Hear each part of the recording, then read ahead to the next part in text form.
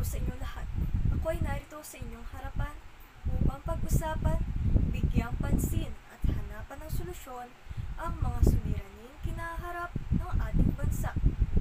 Higit sa lahat, nais kong pagtuunan ng pansin ang napakahalagang issue tungkol sa patuloy na pagtaas at pagdami ng mga pamilyang nabibilang sa hanay ng mahihirap sa ating lipunan.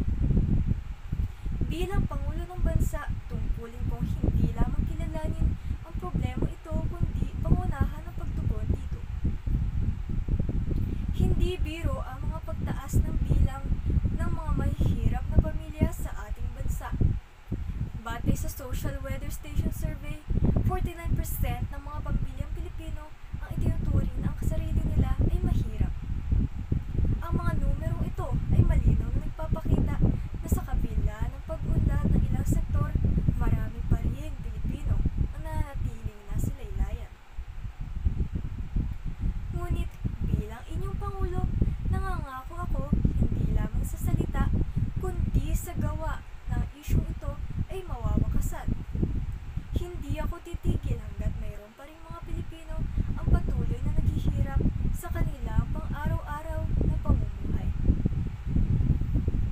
Sa bawat hinaing ninyo, mas lubusan kong nauunawaan ng kahirapan ay hindi lamang basta issue at bilang ng talaan, kundi araw-araw na hamon para sa milyong-milyong Pilipino na pilit kumakayod upang mabuhay ang kanilang mga pamilya. Alam nating lahat na ang mga dahilan kung bakit lumalala ang kahirapan ay ang patuloy na pagtaas ng presyo ng mga bilihin, mabababang sahod, kakulangan ng trabaho, mataas na gastos sa edukasyon at kalusugan, at hirap sa pag-akses sa mga serbisyo ng gobyerno. Pero bilang inyong Pangulo, hindi ko papayagang manatili ang mga problemang ito na walang solusyon. Kaya naman, pinagtutuunan ko ng pansin ang mga programa na nagbibigay ng magandang edukasyon, mas maraming oportunidad para sa kabuhayan, at mas madaling access sa serbisyong pangkalusugan. Suportado rin natin ang mga maliliit na negosyo para makalikha ng mas maraming trabaho at umunlad ang mga lokal na komunidad.